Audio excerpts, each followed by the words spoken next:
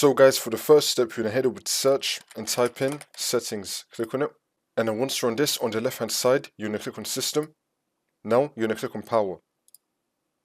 And then once you're on this, you're going to set the power mode to best power efficiency.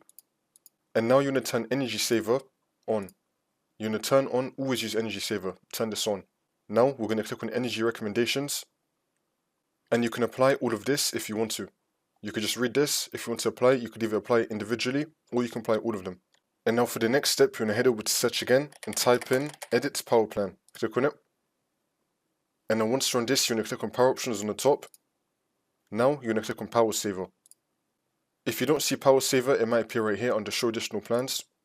Or you can click on create a power plan and then it might appear right here. And you can click on next and now you can create the power plan energy saver. You can also select that. And now for the next step, you're going to head over to search and type in adjust the appearance and performance of Windows. Click on it. And then once you're on this, you're going to click on adjust best performance, which will now untick everything. Now you're going to tick custom again. And now everything should still be unticked. However, you now want to tick show thumbnails instead of icons and smooth edges of screen fonts. Tick both of these, untick everything else, and then click on OK. And now for the next step, you just want to restart your computer and then the problem should be fixed.